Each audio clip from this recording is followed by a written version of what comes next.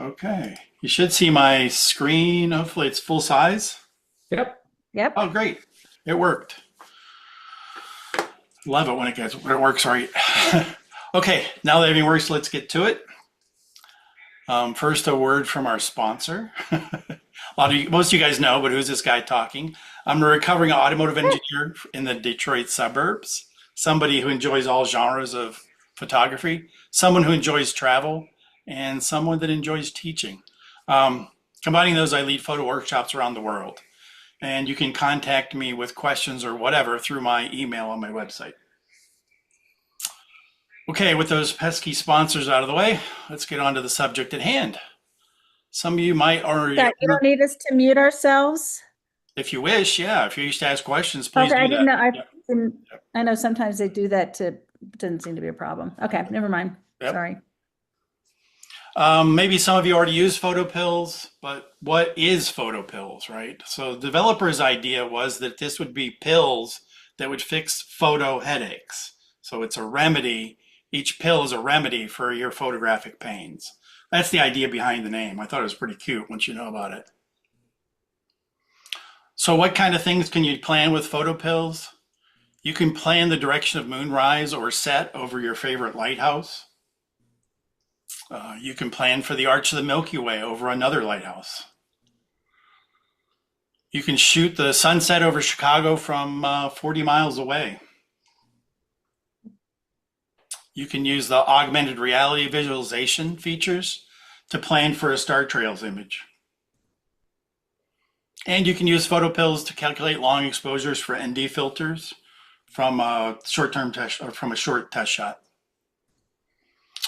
You can also use PhotoPills to calculate the length of exposure for any focal length to get spot stars. I shot this series of images at 103 millimeters at 2.5 seconds, ISO 32,000. So, and then combine them together. So I use PhotoPills to determine what my shutter speed should be for that shot. PhotoPills is really a Swiss Army knife for photography, but like any Swiss Army knife, there's some things that rarely, if ever, get used.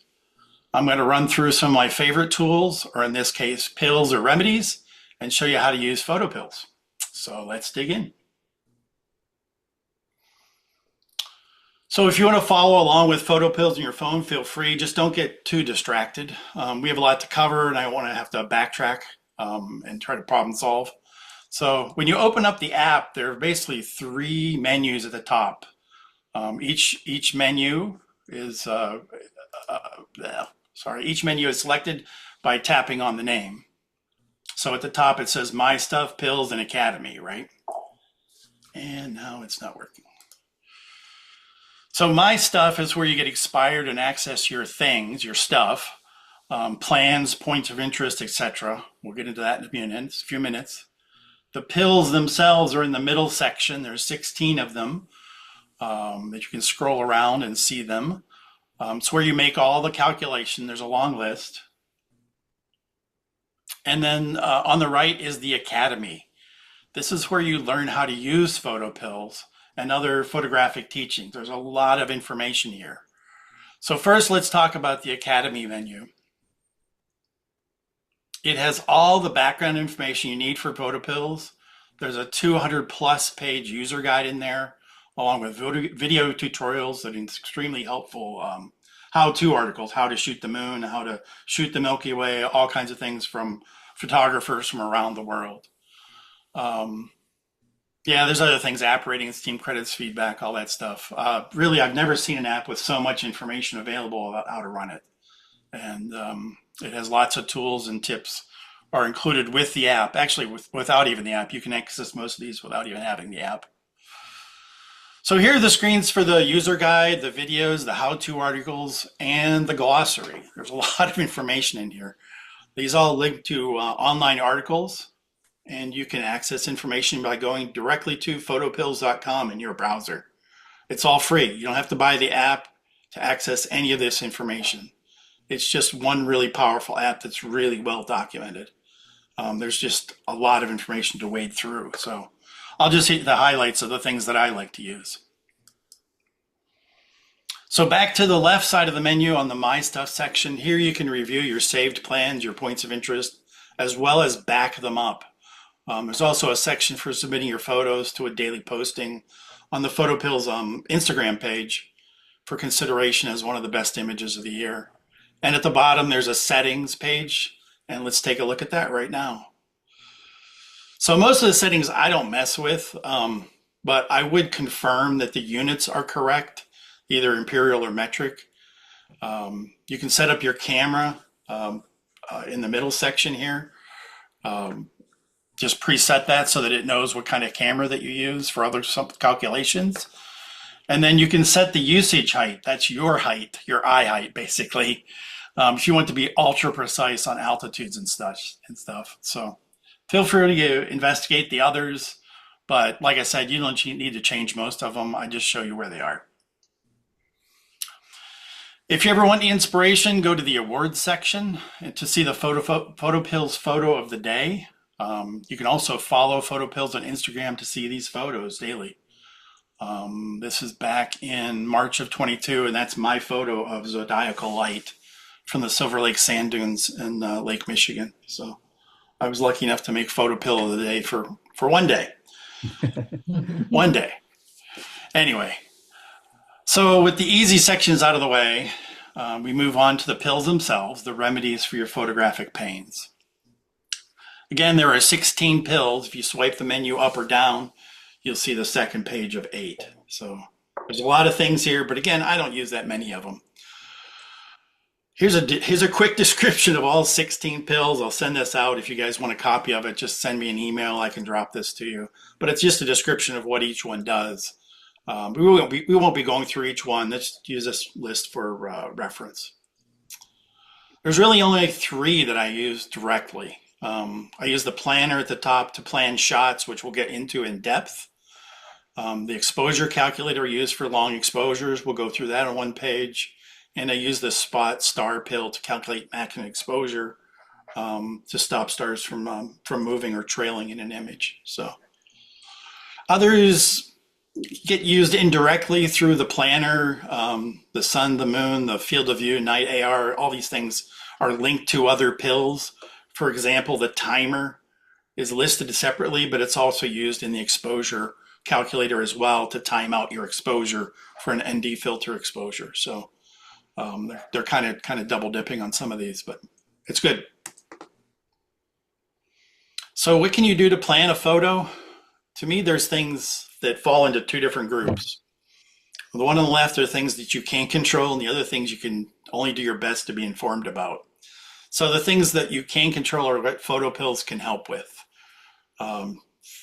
Shooting location, subject, what kind of foreground you'll have, date and time, direction. You can play around with camera and lens and orientation too if you want to. So let's dive into the photo planner pill. Well, that's a tough one to say. Go on to the pills menu and tap on the planner. So we can go right to that pills menu in the center of the top of the screen and touch on the planner option. This is where the main fun happens. So there's 4 parts to the planner. Let's just take a quick look at it to familiarize ourselves with it. If you're following along, you should have something similar to this. It may be a local map or some other map. I'm going to run through this quickly and you'll learn more as we start using these tools. So the top panel is where the planner pills are located. Again, we'll go through this in detail. This is the subject of your plan. The map section shows the location and area around your photo target. It's the location of your plan. The time bar sets the time and date, as well as showing the sun and moon graphically. And you guessed it, this is the time and date for your plan. And the bottom allows for additional features, which we'll get into at the moment.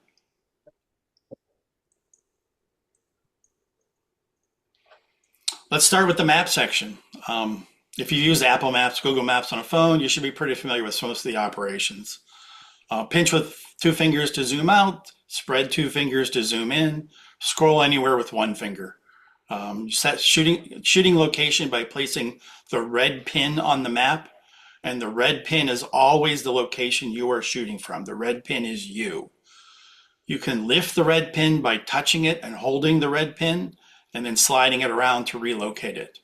Lift your finger off the screen to drop the pin where you want it in your new location. When you drop the pin, there's a GPS and altitude message box that pops up. Just tap the message box to remove it and declutter the screen. Touch the red pin again to bring the GPS location back. Not really that important, but it helps declutter the screen quite a bit.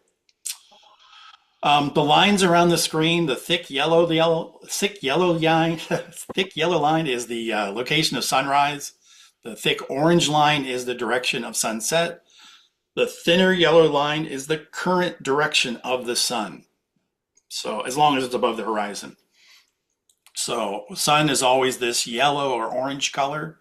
And that sun line, current direction line, will transition in color from yellow to orange as it gets closer to sunset. Same is true for the moon. The light thick line is the light blue thick line is the moonrise. Dark blue line is the moonset, the thick one. And then the thinner blue line is the moon direction for current. And as you slide the timeline back and forth, those current directions will change based on the time of day. Okay. So let's talk a brief moment for some complex things, azimuth and elevation. They use that here in the app quite a bit. Let's just talk about what they are. Azimuth is just a fancy word for compass direction. It's in degrees from north. It starts at 0 at north, 90 to east, 180 to south, 270 is west. So it just goes around the clock from 0 all the way around, and that's just the compass direction. It's azimuth. It's more of an astronomical term. So it's just the direction. Simple. Elevation is the angle above the horizon. 0 is the elevation. 0 elevation is the horizon itself. Straight overhead is 90 degrees in elevation. So from 0 all the way up to 90 degrees overhead. And if an object has negative elevation, where is it? It's below the horizon. You can't see it yet. So it hasn't yet risen. So simple things, but it's just some definitions there. Azimuth and elevation, again, more used in astronomical terms, but they use it quite a bit through the app. It just tells you direction and how high something is in the sky. Now within the map, there's lots of tools. In the lower right, you'll see there's 2 or 3 buttons, depending on how much you played with the app so far. The one on the right looks like 2 stacked diamonds, looks and opens up the map settings.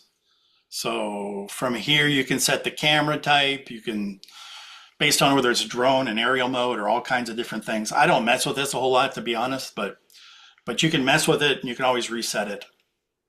Next down, map type. You remember this was, the map type was also in the My Stuff settings. Typically, I use the satellite or the hybrid view, right in here, the Google satellite or hybrid view. Next up are things like the map tools, like field of view, depth of field, sun, moon information, which we'll talk about later. Below that are all the map layers as well. You can turn each one of these on and off by tapping the eye beside each one. But I find it easier to use the top panel, which we'll talk about in a little while. There's also some additional settings if you tap the right arrow. Again, I rarely use this screen, and I don't use the additional settings, but feel free to investigate them on your own. At the bottom of the screen, if you scroll up or swipe up, you can reset the map layers. So if you're messing with this and you just want to reset it back to an original point, this is a great place to go to reset everything back, and we'll be doing that a bit later. It's important to know because if you get derailed or things get a little too cluttered on the screen, it's a good way to clear it and zero it back to the original start point. So we'll be using this again in a few minutes. Scott, quick question. Yep. Have Moon set its standard? And I don't know why, but mine was set at path. I don't know if I ever did that. Is there a difference, or what is the difference? Yeah, I don't know what path is. I don't know what that is. Just trying to reset the map layers, go back to standard. Okay. Yep. That to me is just the best way, just to reset everything back to 0. Okay. So next to the layers button is the plus button. These are the controls for the map. Tap on the plus button and it opens up the toolbar below the map. You can swipe this toolbar left or right, and it lets you see all the other icons that are there. Honestly, I rarely use any of these icons. Um, yeah, I rarely use them. Maybe swap red and black pins I might use once in a while, but we'll talk about that in a second. But you can read what they do here, right? The first button simply moves your pin to the current GPS location, right? That's the little arrow with the pin right above it. Um, yeah. The second button raises the pin to move it. It's the same as just holding your finger on the red pin. Does exactly the same thing, just did it in a different way. Maybe it's a little more precise because it creates an X as to where you're going to drop it. Undo, redo button. Yeah, top panel. The dotted box removes the top and bottom panels to make the screen larger. Different things. I'll let you read through these. There's not a lot of things that I use here. Yeah. But one I do use is just to hold the red pin to move it, right? It's the third time I've talked about this. Just touch and hold on the red pin to move it around the map. You can try it, move it around, let go of it, take your finger off the screen, the red pin drops to a new location. So there's other ways to move it, but that's the main way I use, just to move it around. Finally, you might have a third button, which is simply the last button that you've used. So it changes as you use this toolbar to be the last button. I'm not sure why they do this, but to me, it just clutters up the screen. If you want to get rid of this button temporarily, just tap and hold, and you can drag it over to a little trash can and get it off the screen. So again, I rarely use these buttons, but just for thoroughness, I wanted to cover those. Now for the time bar. This sets the time and date for your plan. You can see the time bar shows the elevation of the sun and the moon, and in a gently curved line throughout the time bar, as well as showing the colors for day, night, as well as all the various twilights. The middle horizontal line is the horizon, the 0 line for elevation. There's a little tiny scale on each side, minus 45, plus 45. It goes all the way up to 90, but the sun won't be 90. So when the sun's above that line, the sun is up. When the moon is above that line, the moon is up. When they're below that line, they're below the horizon. It's that simple, right? It's just a graphical representation of that. To set the time, just tap the center of the time bar. You can just tap it once, and the time and date setting screen will pop up. A dialog comes up for that. If you want to set the current date and time, just double tap, right? Where am I? Right here. Double tap right here, right above the little clock, the analog clock. You can single tap there to bring up a menu, or double tap there and it'll set the current time and date. Pretty simple, pretty straightforward. And then you can scroll just by moving back and forth along this time bar. So you can scroll time back and forth to see what time you want to be at a certain place, and you can watch the sun and the moon move around on the map as you do that. The time bar shows a complete 24 hours, but you can go to a 15-minute range by touching and holding the time bar without movement. So touch and hold it to go back again. I'm not sure why it goes to 15 minutes. It seems ultra precise to me, but I've not found a use for that, but it does do that. It's kind of annoying, to be honest. I wish you could turn it off. If you tap the right side of the time bar, it'll index to the next event in time, which is various twilights, rise and set for the sun or the moon, or transit or whatever. Transit's just when the sun or the moon passes through its highest point. So time bar does a lot of different things, but the most important thing to remember is single tap. You can set a date and time, double tap the center, and it'll go to the current date and time. So similarly, tapping the left-hand side of the screen will, or the time bar will move to the previous event. And then finally, the bottom options. First, find. It's really not what you think. It sounds like you'd find a location, but that's not what it is. It's really an advanced feature that solves for the date and time for a given, here's those words again, azimuth and elevation for the sun and moon. So when will the sun and the moon be at this particular azimuth direction or elevation height above the horizon? And you can solve for that. AR turns on the augmented reality. Oh, I guess I'm supposed to change that. It uses the phone and the gyros and the camera to overlay the sun and moon's paths on live view. I'll be showing this later. And you can move the phone around to see where the sun will rise overlaid on your surroundings.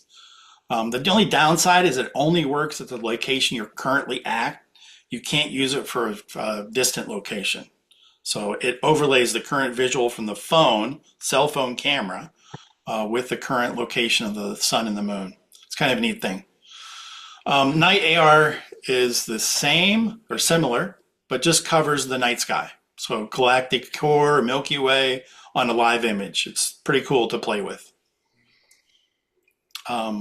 Load is used for opening a saved plan or going to a place of interest by name, or the latitude and longitude from by plugging it in or by loading a geotag photo. Talk about all these in a few minutes.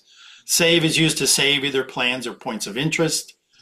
And then the three dots on the right give you more options. Again, you can set the date and time that way, or you can just tap once on the time bar. Altitudes, I've never used that. You can set a custom altitude for your location. You can adjust the height above the horizon. Action screen, where you can share things or copy things or send things to other apps. Again, I've never used those things at all. So, but just fun to know where they are. Good to know where they are.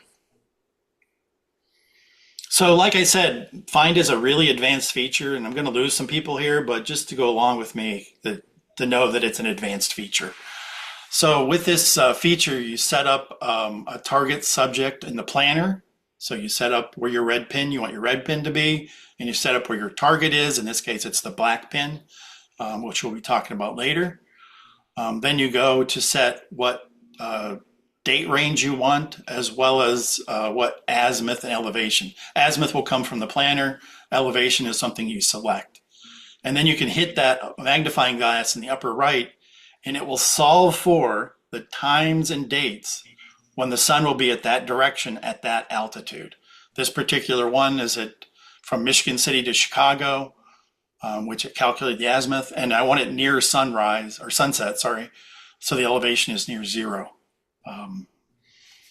The hourglass, the little spyglass up here, the magnifying glass, shows that there's 2 dates that this is possible every year. Really advanced, but it really shows the power of the app. It's really some of the advanced features of this. It's really fun. Augmented reality, this is the picture I took out the front door actually. Allows you to view the sun and the moon show you where the sun and moon will be for a certain time or date set in the planner. So you set the time and date in the planner. You can see this is 8/9/26 at 2 p.m. So that's where the sun and the moon will be at that particular time. And you'll see the sun and moon, which is the yellow orb and the blue orb, projected over your current surroundings from the camera. And then you can scroll the time back and forth by swiping left or right. So you can go hours ahead or hours behind. If you want to go days ahead or days behind, you probably better go back to the planner. But this is really a powerful feature just for visualizing what things are. So you can go to a place in the daytime and then plan for it, and then go back at night or whatever and plan for it to go back. Similarly, the night AR, this night augmented reality mode, where you can hold your phone up and visualize where the Milky Way and the core will be for a specific time and date. So this is the Milky Way projected over a scene, actually a baseball field that I went to. The orange orb is the core of the Milky Way, and you can see the angle of the Milky Way right here. Again, you can scroll this left or right by swiping. And if you plan correctly, you can get a shot very similar. So I use the PhotoPills app on the left to plan for this particular shot. And then here's the shot I got. Cool. So let's talk about loading a location. Okay, at the bottom of the screen, you press load. This again is the bottom, across the bottom bar. Four options come up for potential ways to load something. First, you can just type something into the search address field at the top. Secondly, you can load a previously saved plan. These are some of my previously saved plans, quite old actually. And then thirdly, you can load points of interest that you've saved. So things that you found and then saved them. Again, these are some of my saved points of interest. I don't find the POIs as helpful as just saving a plan personally because I can just type the name in. It's not that big a deal. Fourth method is to just type in the latitude and longitude, kind of the longhand way of doing it.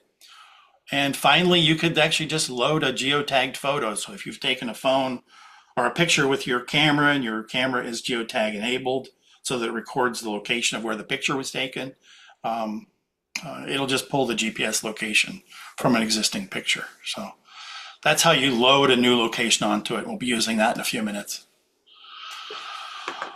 Similarly, if you select the save option at the bottom of the planner, there's two different options. You can save a plan or you can save a point of interest. Pretty straightforward. Saving plans, again, there's those same plans. I can override an existing plan or create a new plan. Same with POIs. I can override an existing POI or create a new POI based on something I've searched for or something I've found. So, and you can choose the icon that you use. DH Day Barn is a structure, so I use this building icon. And then for the lighthouses, I use the little lighthouse icon. Again, I don't find the POIs as useful as as just saving the plans themselves. Because once I've loaded the plan, then I know what I'm shooting when I load that plan.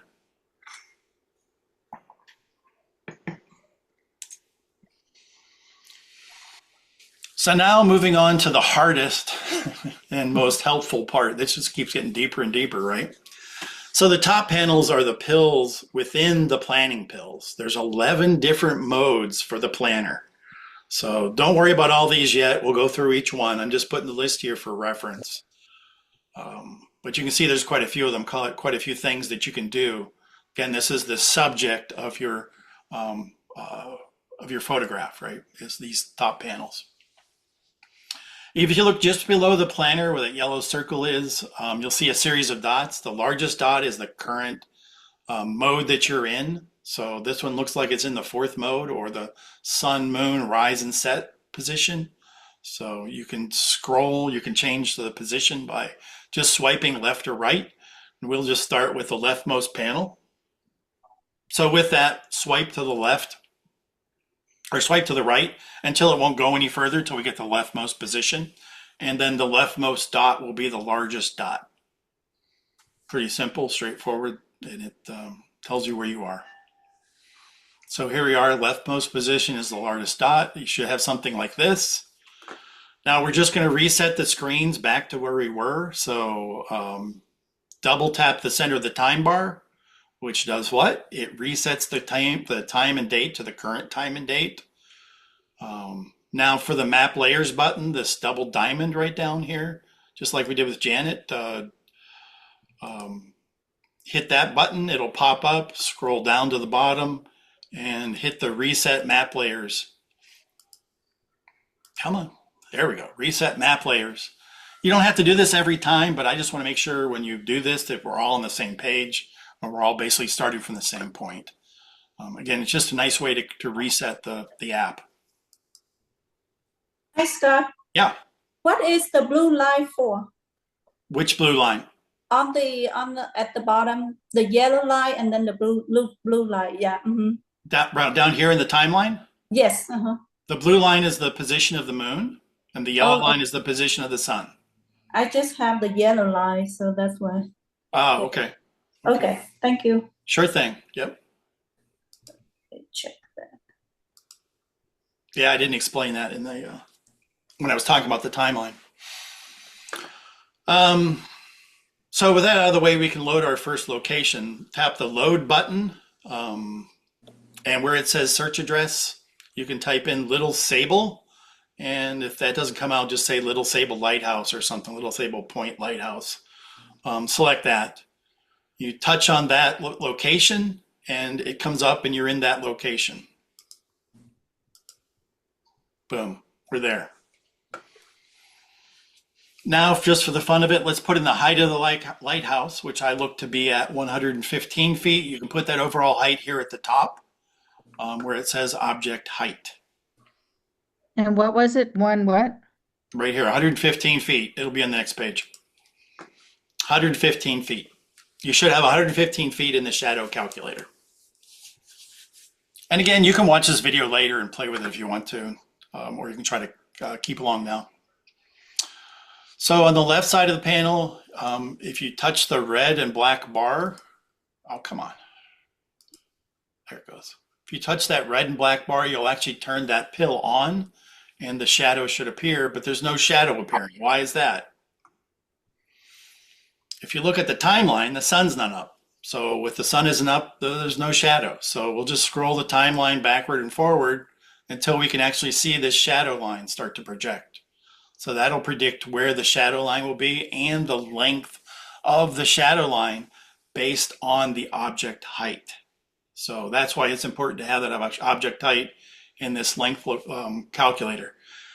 The database knows the contours of the land, but it doesn't know the heights of different structures. So you've got to put those in manually. So kind of neat though to predict where that shadow line is going to fall any particular time of day and for any different planning. So here's an example of where I use that. This is a lighthouse down here in Detroit, and I was predicting when the shadow would fall on this little pier right here.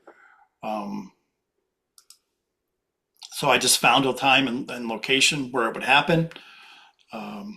It's one of the rare times that I put the red pin on the subject rather than the where I am.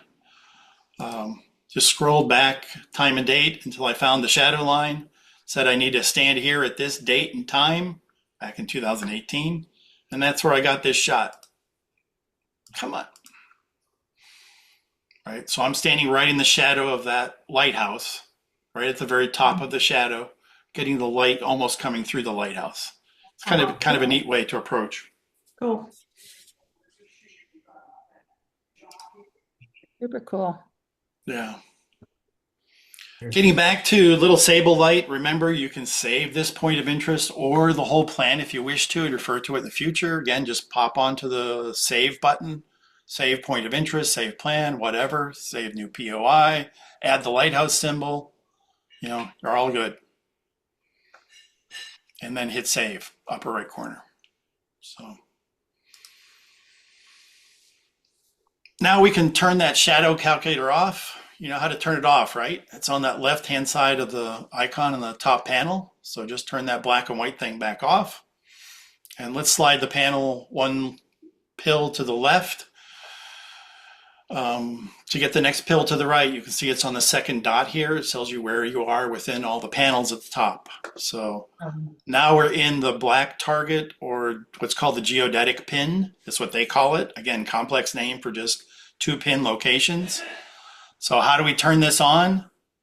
Again, we just touch the icon on the left-hand side and it turns it on, turns it off, right? This puts a black pin on the map. And that black pin can be used various different ways. One, as an identification of obstruction, or to locate the target of your photo shoot. So red is your location, black pin is generally the target of what you're shooting. So here I just put the black pin on an obstruction I know is there, which is a large dune out at Little Sable Light. And I can scroll the timeline through till the sun is lined up with that dot. The sun turns into a dashed line. That means that obstruction is blocking my view of the sun. So the contour of the ground is actually blocking my view of the sun at that point. So again, it knows the contour of the ground. It doesn't know the height of different man-made structures.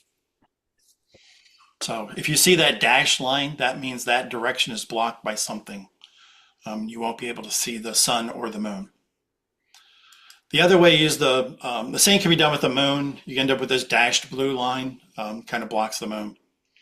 And the second way to use the black pin is to put it on the location of your target to find the azimuth distance and altitude difference. Again, altitude difference to ground level, it doesn't know the height of the structure. It only has topographical data for the height of the ground. So that's what we can use the black pin for. So where I live in the mountainous area of Pennsylvania here, I would use that black pin to put, if I want to see when the sun's actually going to rise above the mountain, I would put the black pin on the mountain, right? On the mountain, yep, yep. Or at least somewhere along the direction of where you want to see the sunrise. Okay. So you can find which direction the sun rises, right? At a certain Hmm. point, put the black pin along that line, and then it'll tell you if there's an obstruction. Okay. Should tell you if there's an obstruction. No warranties are expressed or implied. um, so sliding the top panel once more to the left, we move on to the sun and the moon position pill. In this particular iteration, the sun and moon are already on because we have the azimuth lines already shown, right? So the map already shows the sun and the moon rise and set locations. That tells me that that pill is already on. But if you tap through the icon here on the left, you can cycle through different selections, right? You can with half and half like this, the sun and the moon are both shown on the map. If it's only yellow, only the sun is shown. If it's only blue, only the moon is shown. And then both of them dark means that neither one is shown.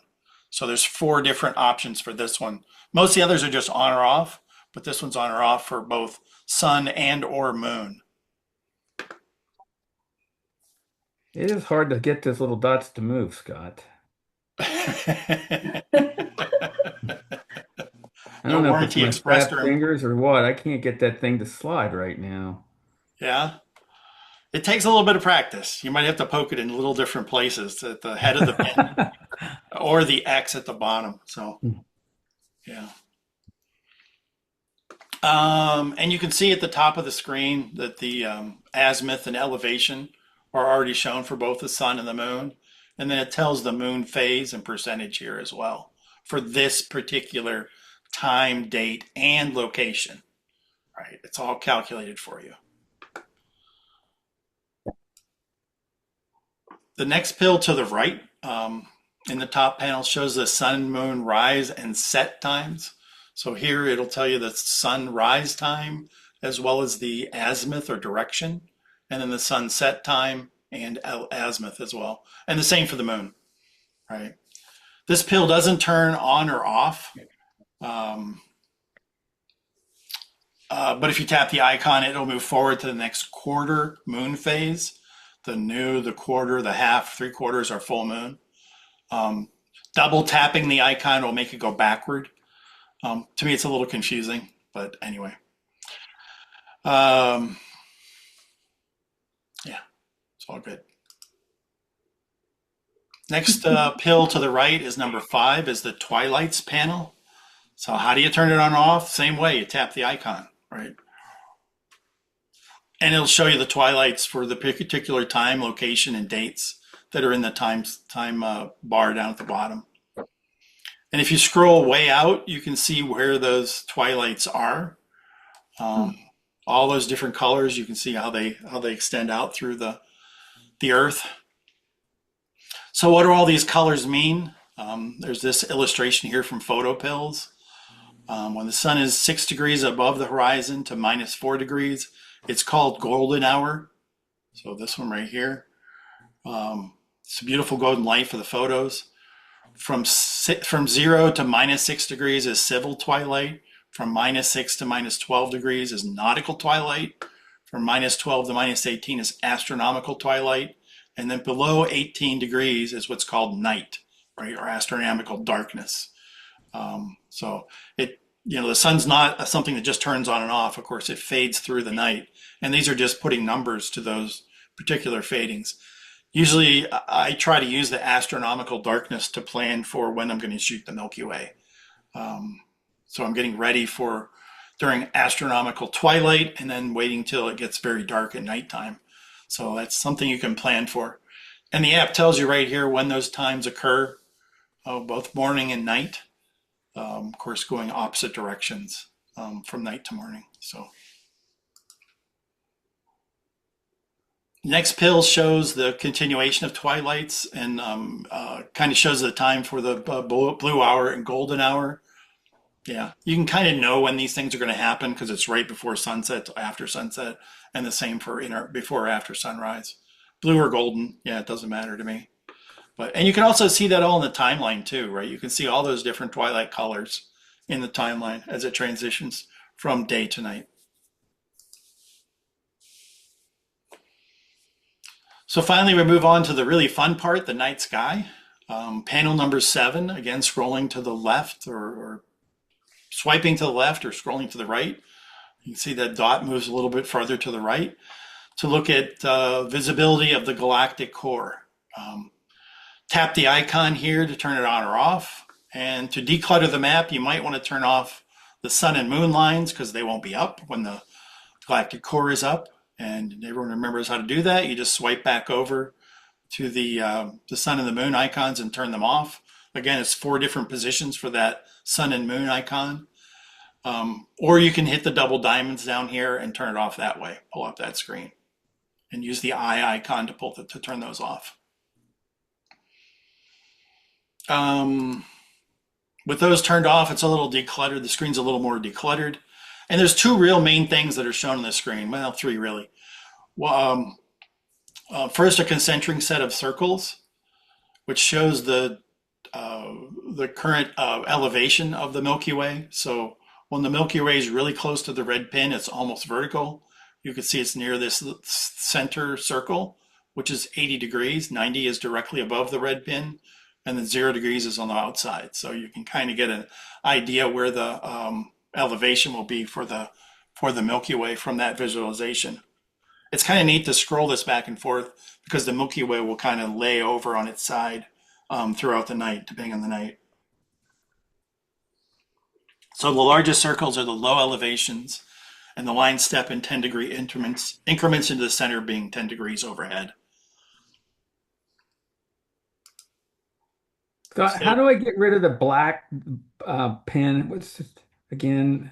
Sorry. Scroll all the way back to the second icon where the black and red pin on it is and turn it off. Oh, okay. Or you can hit the double diamonds. You can turn them all off individually. Okay.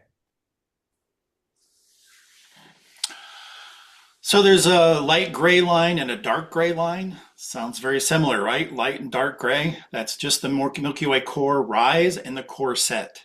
So it'll tell you at the top when the core will be visible, what direction it'll be, and where the elevation will be. And it'll show you, just like the sun, just like the moon, it'll show you when and where this core will rise and set. Top panel shows you the actual rise and set azimuth, as well as the maximum elevation that you'll see during that night. Here, this particular time, which is February, it only gets up to 5 degrees above the horizon. So it's not the best time to get the Milky Way in February because it happens so early in the day, and it never has a chance to rise very Cold far. out. And it's cold out. It's a what? Sorry?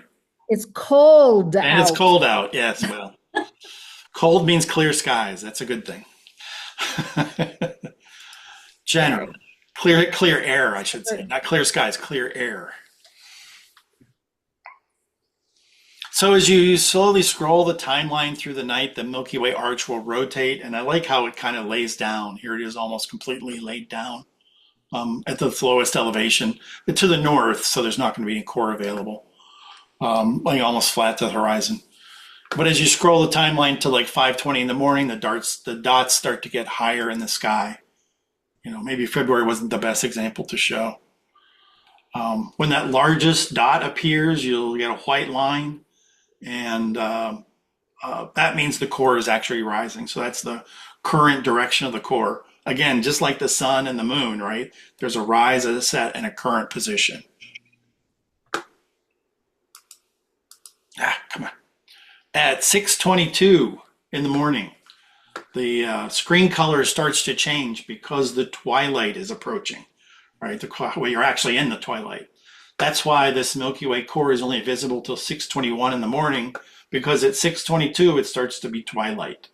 So you might actually get a few more minutes of shooting.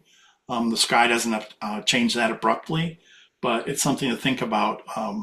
Again, you want to be as close to astronomical darkness as possible. So otherwise the sun will start to wash out the sky. So scrolling another one to the right, or scrubbing to the left, is a continuation of the Milky Way. It's kind of like panel 4 with the sun and moon set and rise times. It'll tell you the maximum elevation, the Milky Way center at azimuth, and what the maximum elevation will be for the galactic center. And this bar graph right here is tied to the moon. It'll show you the moon phase. So the data on the right, azimuth elevation. And you'll see as you scroll through the night, these numbers change to provide more data for you to play with.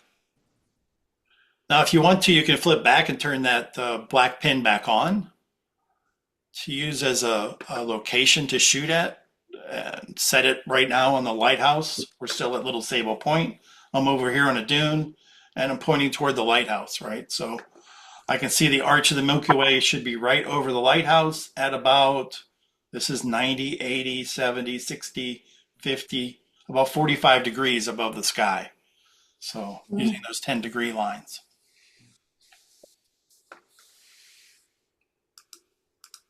Okay. So it shows the galactic core when it's up too. If I move the other direction, I can get the galactic core, but I'd have to stand in Lake Michigan to get a picture of it. So galactic core rises to the southeast at this time of the year. So I'd really have to stand out there in the lake. Again, it's not a possible shot. Unless you had a barge or something to keep you stable. Or really tall tripod, something like that. I don't know. But anyway, you can move this around to approach it different ways. So this is the arch of the Milky Way in the middle picture, but it's not the galactic core, right? It's not the brightest part of the Milky Way. This shows the brightest part of the Milky Way, including the galactic core. But just not possible in that western side of the state. So, what the heck? In the last few panels, the eclipse selector, I've used these occasionally. Usage is pretty similar. Just tap on the eclipse icon in the upper left corner. What happened? Okay. And the eclipse selection database comes up. It shows all the eclipses on the Earth for the year and whether or not they are visible at that red pin location. So right here it says red pin, and is it visible at that pin location? So the solar eclipse next year is not visible there, right? It's just an annular eclipse. Or the total eclipse is just partially visible there in August. So, and how much is it visible? You can scroll to the, close out that screen and go back to the main screen, scroll to the right, and it'll show you. Oh, it shows you on the next page, that's right. So I just selected the 812 solar eclipse, go back to panel 9. It shows all the pertinent data. It shows the magnitude, the time, and what type of eclipse it is. It also shows the direction of where the sun will be when that eclipse happens too. And you can see the sun and the moon are coincide on the timeline, right? Which means that it's an eclipse. The sun and the moon are in the same azimuth and altitude, elevation in the sky. Similarly with the moon, you can do the same thing. Oops. Select the moon. It's partially visible at the red pin location. Get the pertinent data of how much the eclipse will be and whether it'll be visible there and what direction it'll be. And if you scroll one more pin to the, or one more pill to the right, it'll show you what that eclipse will look like. On the left is the solar eclipse that I mentioned earlier. So it shows at different times what the solar eclipse will look like. The maximum you'll see there is at 1:27 in the afternoon for this solar eclipse, and the same for the lunar eclipse, right? The maximum you'll see is just after midnight, maximum occultation you'll see. So, and finally, panel 11. Remember, there's 11 pills at the top. Shows the meteor showers for the year. It's a fun thing to shoot. Select the icon on the list of meteor showers pops up, very similar to the eclipses. You can pick one. The little bar graph here tells you how much the moon will be visible. So probably not the best one to pick this Perseid shower because the moon will be up and will be bright. Also, meteor showers have something that's called a radiant point, which is the point which the meteors appear to originate from in this shower. So it should give you a direction for that radiant point, which is what this line shows you. And then it'll show you what particular time that the maximum will be shown at 4:55 in the morning will be the maximum for that particular meteor shower. Okay. I A have lot a of stuff. question. Please, yep. On this major meteor shower, the middle panel, and you said for the Perseids that Yep. 0.6% is a lot of moon? Oh, I'm sorry, I had that backwards, didn't I? Yeah, So high it is would be a yeah, good that's the night. visibility, not the moon on that one. Yeah.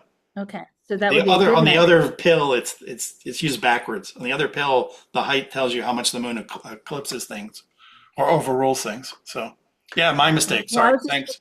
I was looking at, yeah, because the top one, it says 99% moon, 31, so. Yeah, this shows just the best possibility, Okay. not the Cool. opposite. Sorry. They use that bar differently between those two parts of the app. I don't know why. It's a little confusing. Okay. Okay, enough with the planner app. There's also a couple more that I want to touch on real quickly. Upper left arrow will exit out of the planner app, and we can choose the exposure pill, which is right here. And this pill calculates the use of an ND filter once you found the correct exposure without the filter. So simply put in your exposure triangle parameters for your test shot, your successful test shot. In this particular case, these are the settings. And then you put in the same settings and then what ND filter you want to use on that. It calculates out what the shutter speed should be using that particular ND filter. Pretty straightforward. There's a lot of apps that do this. Pretty straightforward on this one. And then you can use the timer down below to time out the exposure as well. Although you still have to control your camera manually.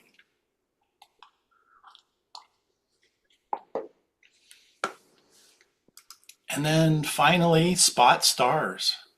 So if you swipe up or scroll down in the Pills app, you'll see one called Spot Stars. I use this one quite frequently. And this particular one, come on. You put in your camera model and your settings and for your lens, so 14 millimeter f2.8, and then it'll calculate two different settings for your exposure time for that. One method uses what's the old 500 rule, which is kind of an older way of doing things in film days. Modern cameras don't do well with this rule. I generally try to use the 400 rule, which is the focal length divided into 400, or in this case 500. It also calculates something called the NPF rule, which is a French acronym for aperture, pitch, and focal length. So NPF in French. And it uses actually the pixel pitch, so how close your pixels are on your sensor to calculate how much movement you will get in a star. And a whole bunch of other optical calculations. It's extremely precise. So in short, I just use somewhere in between the two. Just as a starting point, and then do a test shot and just check if there's any visible star movement just by zooming in on the picture review. You can also set things like the celestial latitude, whether you're looking down at the equator, the celestial equator, which is really the midpoint of the sky, looking north-south, or whether you're looking up further north in the sky. Again, I don't mess with this because it just makes things much more confusing.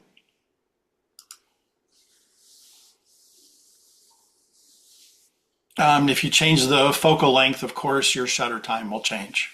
So that's the most important setting that you can use. And probably the camera model too for the NPF rule as well. So any questions on that? Too many information. Yeah, so much information, right? It's a really powerful app, but it's really Yeah. complex. The good thing is you can always go back to this video and review the information.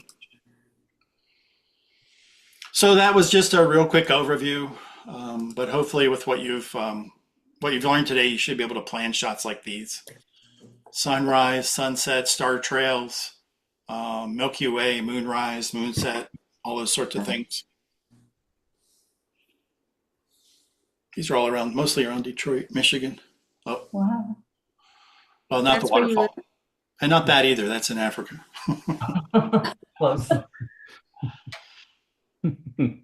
Okay, and don't forget to patronize our sponsors. So thanks a lot. Have fun. But I do have one more thing. If you have any questions, give me a call, give me an email, whatever, contact me. But if you want to participate in a little challenge, I put together some slides using the PhotoPills app that'll walk you through some of the most basic things that we talked about tonight. Drop me an email. I can send it to you along with the presentation itself. But all of these will just be simple things. Start out with very simple things, right? Go to the section number for the moon and the PhotoPills guide, right? Pretty straightforward. But it'll just walk through some of the things that we talked about tonight, right? What's the azimuth of Woodward Avenue in downtown Detroit, right? How to load a POI, how to plan a shot. So these This get is much. your challenge? This is my You challenge. create- Yeah. Okay. Again, it's a fun exercise, right? It's homework. So Yeah. gives you something to do to plan something out if you don't have your own targets already. So I can send that to you if you want. Hey, Scott, thank you so much for doing all these. This is really awesome. Very generous of you and much Oh, sure. appreciated. Thank Glad you. to do it. Yep. Thanks. But Thank this- you, Scott. Yes. Nice to see you again, Janet and David. Yeah, You yeah. too. We're gonna see the Yeah, girls this this was very weekend. good, Scott. I mean, I've had this